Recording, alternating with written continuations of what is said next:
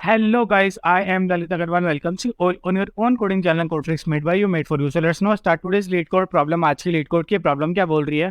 अच्छा, before moving towards the problem ना 1 minute session for दोस्त जिनको ये प्रॉब्लम अच्छे से समझ में आ चुका है तो खुद से एक बार ट्राई करना चाहते हैं। देखो ये जो क्वेश्चन है लिटरली बहुत ही ज्यादा इजी क्वेश्चन है। डीपी का क्वेश्चन है, टेंशन लेने की कोई भी जरूरत नहीं है। डीपी का सोच के नहीं डरना है। डीपी का क्यों है यहाँ पर डिस्कस करने वाले हैं, लेकिन आपको सिर्फ और सिर्फ इसमें क्या चीज मेंटेन करनी है कि भैया सारी की सारी पॉसिबिलिटीज हो सकती है। ये भी पॉसिबिलिटी हो सकती है कि अपन इस वाले प्रॉफिट को ले ले, ये भी पॉसिबिलिटी हो सकती है कि अपन इस वाले प्रॉफिट को ना लेके अगला वाला प्रॉफिट ले ले, ये भी पॉसिबिलिटी हो सकती है कि इस पर प्रॉफिट को लेने से अपने को दो स्किप करने की वजह से नुकसान हो जाए, और ये भी पॉसिबिलिटी हो सकती है कि इसके प्रॉफिट को लेने से दो स्किप करने से प्रॉफिट हो जाए। ठीक है, तो अब यहाँ पे क्या है, यहाँ पे कंडीशन कुछ भी हो सकती है ना, तो आपको फंक्शन वही बिल्ड करना है कि कुछ भी कर लो।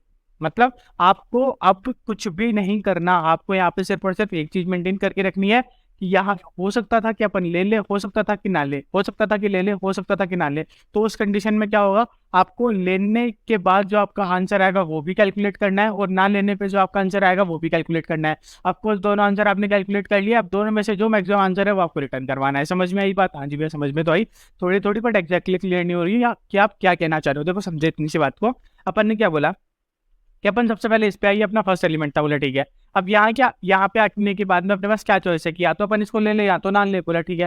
तो एक काम कर सकते हैं कि अपन इसको एक बार तो लेके सॉल्व करने की कोशिश करते हैं और एक बार स्किप मार के सॉल्व करने की कोशिश करते हैं।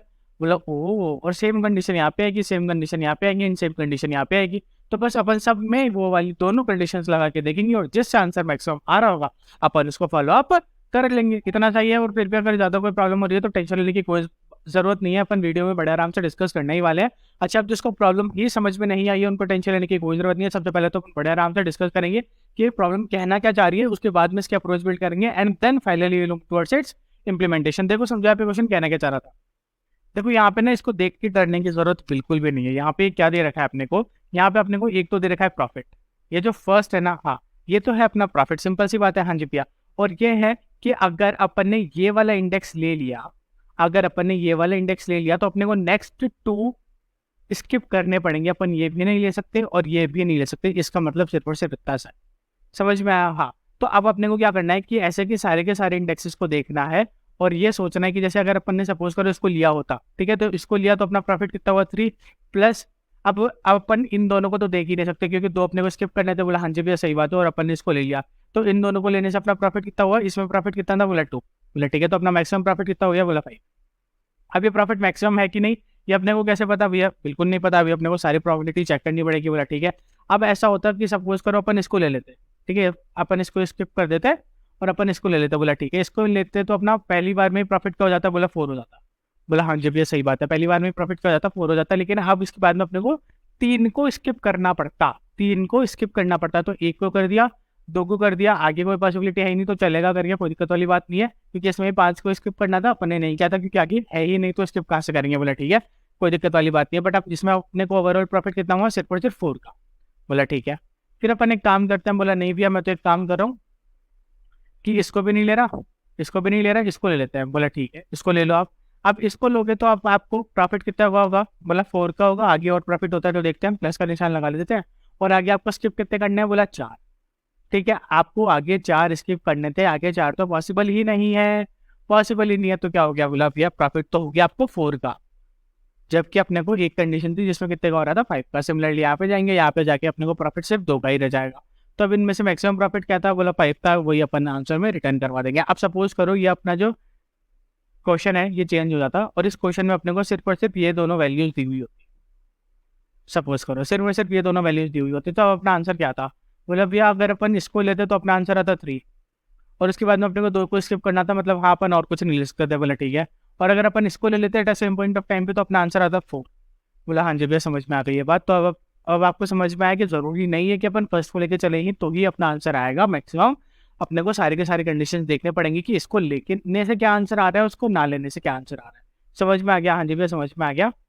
क्वेश्चन की अंडरस्टैंडिंग अच्छी तरीके से क्लियर हो गई है, क्वेश्चन में कोई डाउट नहीं है। और फिर भी कोई भी डाउट हो रहा है तो प्लीज 1 मिनट की वीडियो रिवाइंड करके देखो, क्योंकि क्वेश्चन की अंडरस्टैंडिंग होना बहुत ज्यादा जरूरी है before moving ahead to the solution. बोला ठीक है समझ में आ गया, क्वेश्चन में कोई दिक्कत वाली बात नहीं है। अब यहाँ पे हर पॉइंट ऑफ टाइम पे क्या हुआ, अपने पास 3,2 था, ठीक है, फिर अपने पास था 4,3, देन फिर अपने पास था 4,4, और 2,5। ठीक है, अब यहाँ पे हर पॉइंट ऑफ टाइम पे अपने पास कंडीशन क्या थी कि या तो हो सकता है, अब अपने को पता नहीं है आगे की वैल्यूज क्या है, तो हो सकता है इसको लेने से प्रॉफिट हो रहा हो या फिर हो सकता है इसको छोड़ने से प्रॉफिट होता है अपने को। अब अपने को ये बात नहीं पता है तो अपन इस पॉइंट ऑफ टाइम पे क्या करेंगे, एक काम करते हैं, अपन इसको ले लेते हैं एक बार। बोला ठीक है, तो इसको अगर अपन ने लिया तो इसको लेने से क्या होगा, बोला अपने प्रॉफिट में जुड़ जाएगा 3 और अपने को 2 स्किप करनी पड़ेगी। बोला ठीक है, इसको भी स्किप कर दिया और इसको भी स्किप कर दिया। बोला ठीक है, उसके बाद में सिर्फ अपने पास एक ही पॉसिबिलिटी बची थी, अपन ने उसको ले लिया। ठीक है, हाँ जी भैया। अब इससे जो भी आंसर आया उसको अपन ने एक बार के लिए स्टोर करवा दिया है और फिर अपन ने क्या बोला कि अब एक काम करो, अब इसको स्किप कर दो। इसको स्किप करके देखो कि अब अगर अपन इसको स्किप कर देते और अपन सीधा इसके ऊपर आते तो फिर यहाँ से अपना आंसर क्या आता। बोला भैया यहाँ से अपना आंसर क्या आता, यहाँ से अपना आंसर आता 4। फिर अपने को 3 स्किप करने थे, मतलब अब अपन आगे कुछ भी नहीं ले सकते। बोला सिंपल सी बात है, तो अपना प्रॉफिट हो गया इसमें 4 का। बोला ठीक है, तो 5 पड़ा कि 4 पड़ा, बोला ऑफकोर्स से बात है भैया 5 पड़ा। बोला ठीक है, फिर अपन वापस यहाँ पे आ गए, अपन ने इसको भी स्किप मार दिया सपोज करो, इसको भी स्किप मार के देखा अपन ने कि अपना आंसर कुछ और चेंज हो सकता है क्या। बोला ठीक है, तो अपन ने इसको स्किप मार के देखा, यहाँ पे है अपन, यहाँ पे आके अपन ने देखा कि वापस 4 आ सकता है अपना, और बाद में तो 4 डिजिट्स को स्किप करना पड़ेगा, जो कि बाद मतलब और कुछ एड ऑन हो ही नहीं सकता है इसमें। बोला ठीक है, तो 4 बड़ा कि 5 बड़ा, बोला आपके पास बात हो गया 5 इज बिगर। बोला ठीक है, फिर यहाँ पे आए अपन, यहाँ पे आके अपन ने क्या देखा, बोला 2 आ रहा है, यहाँ पे 2 से अपने को 5 आगे स्किप करने पड़ेंगे। बोला भैया 5 स्किप करने पड़ेंगे, इसका मतलब क्या हुआ कि अपन आगे और कोई ले ही नहीं सकते। यहाँ पे 2 अपना लास्ट हो गया। बोला ठीक है, 2 लास्ट हो गया, तो कौन सा इनमें से बड़ा हुआ, 2 या 5। बोला फर्स्ट सी बात है भैया 5, तो अपना आंसर क्या हो गया 5। समझ में आई ये बात, हाँ जी भैया समझ में आ गई। तो भैया इसका इंप्लीमेंटेशन कुछ भी नहीं है ना, इसका इंप्लीमेंटेशन जो अपन ने बोला ना वही अपन इंप्लीमेंट करेंगे। कि तो अपन देख लेंगे कि हो सकता था इसको लाने से आंसर बढ़ा था या फिर हो सकता था कि इसको स्किप करने से आंसर बढ़ा था। अपने को दोनों कंडीशंस को ही चेक करना पड़ेगा, इसमें कोई डाउट नहीं होना चाहिए। बोला ठीक है भैया। अच्छा, एक बात और पूछो, मूविंग अहेड। अपन ने क्या बोला कि भैया ये अपन ने आते ही डिस्कस किया था कि ये डीपी का क्वेश्चन है, इस पर डीपी कहाँ बताइए आपने।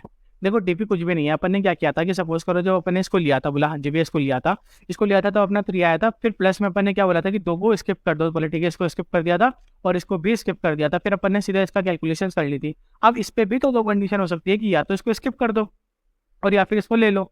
दोनों कंडीशन हो सकती है, हाँ जी भैया बिल्कुल सही बात है, दोनों कंडीशन हो सकती है कि या तो इसको ले लो या तो इसको स्किप कर दो। बोला ठीक है, तो अपन ने इसके लिए कैलकुलेट कर लिया था इसी पॉइंट ऑफ टाइम पे। I am repeating myself, अपन ने इसको कैलकुलेट कर लिया था इसी पॉइंट ऑफ टाइम पे। फिर दोबारा जब अपन एक एक करके इनको स्किप कर दे, इसको स्किप करा, इसको स्किप करा, इसको स्किप करा, फिर दोबारा इसको कैलकुलेट करने की क्या जरूरत पड़ी, जब अपन ऑलरेडी एक बार कैलकुलेट कर चुके हैं। समझ में आई बात, हाँ जी भैया समझ में आ गई कि अपन दोबारा कैलकुलेशन परफॉर्म ना करनी पड़े, इसलिए बस अपने आंसर को स्टोर कराने के लिए ऐसा कर रहे हैं। हाँ जी भैया, खत्म।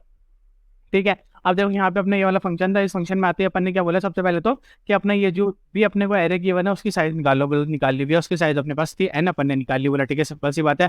फिर अपन ने क्या बोला, अपनी डीपी एक बना लो। डीपी कुछ नहीं है, जो अपने आंसर को स्टोर करा के रखिए हर पॉइंट ऑफ टाइम पे एक बार निकालने के बाद में उसको अपन डीपी बोल रहे हैं, जिसके अपन हर वैल्यू को इनिशियलाइज करा रहे हैं -1 से और उसके साइज का दे रहे हैं अपन n क्या अपनी इस एरे की साइज। बोला ठीक है, फिर अपन ने क्या किया, सीधा का सीधा एक फंक्शन रिटर्न करा दिया और कुछ भी नहीं किया। इस फंक्शन में क्या है क्यों है ये अपन अच्छे से समझने वाले, टेंशन लेने की कोई जरूरत नहीं है। बोला ठीक है, इसमें एक तो क्वेश्चंस वाला अपना एरे पास ऑन हो रहा है, क्वेश्चंस वाला एरे मतलब ये।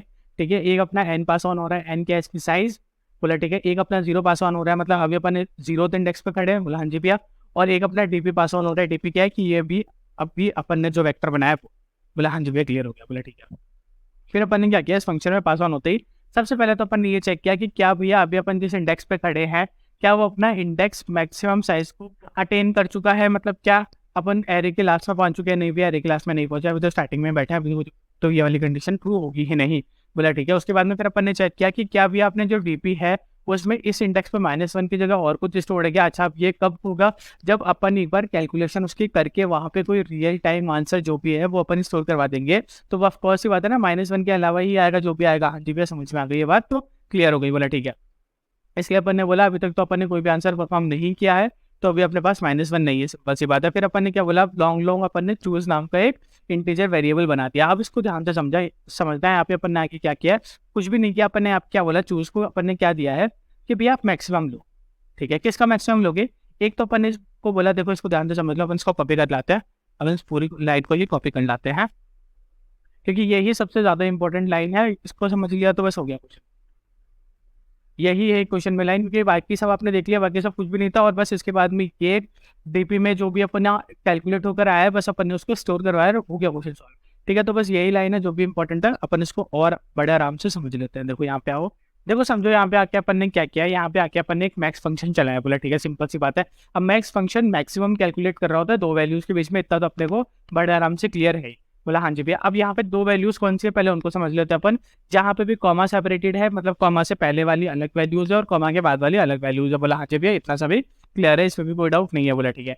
तो अब अपनी कुछ वैल्यूज तो ये हो गई, मतलब एक वैल्यू तो ये हो गई और एक वैल्यू ये हो गई। बोला ठीक है सिंपल सी बात है। अब पहले अपन इस वाली वैल्यू को समझ लेते हैं, ये क्या कहना चाह रहा है। ये कहना चाह रहा है कि मेरे क्वेश्चन में, क्वेश्चन वाला जो एरे है मेरा, उसके मेरे जो भी इंडेक्स पे मैं खड़ा हूँ, मतलब अभी मैं जीरोथ इंडेक्स पे था, उसका जीरोथ एलिमेंट ले लो। उसका जीरोथ एलिमेंट क्या कहना चाह रहा है, उसका जीरोथ एलिमेंट कहना चाह रहा है कि अभी का मेरा प्रॉफिट कितना है अगर मैं इसको लेता हूँ तो। बोला ठीक है। तो यहाँ पे अपन क्या बात समझ रहे हैं कि ये अपनी लेने वाली कंडीशन है कि अपन उसको लेके देखते हैं कि अपना उसको लेने से क्या आंसर आएगा। बोले ठीक है। तो अपन ने उसको लिया तो लेने से 3 आया अपने प्रॉफिट में, यहाँ पे इसका मतलब 3 हो गया। बोला हाँ जी भैया। फिर प्लस में अपन ने क्या बोला, वापस सेम फंक्शन अपन ने कॉल किया, वापस सेम फंक्शन अपन ने कॉल किया। यहाँ पे अपन ने क्या पास ऑन किया, क्वेश्चन वाला एरे। यहाँ पे अपन ने उसकी साइज, बोला ठीक है। यहाँ पे अब अपन ने इंडेक्स की जगह क्या पास ऑन किया है, इसको देखो, इसको ध्यान से समझो। अपन ने इंडेक्स की जगह पास ऑन किया है कि अपना करंट इंडेक्स, अपना करंट इंडेक्स क्या है, बोला 0 है। बोला ठीक है। 0 में फिर प्लस क्या करा है अपन ने, क्वेश्चन के इस इंडेक्स वैल्यू पे फर्स्ट वैल्यू क्या है, इसका मतलब ये वाली वैल्यू क्या है, बोला 2 है। बोला ठीक है। तो अपन ने यहाँ पे क्या किया, 0 + 2 प्लस अपन ने 1 और किया है।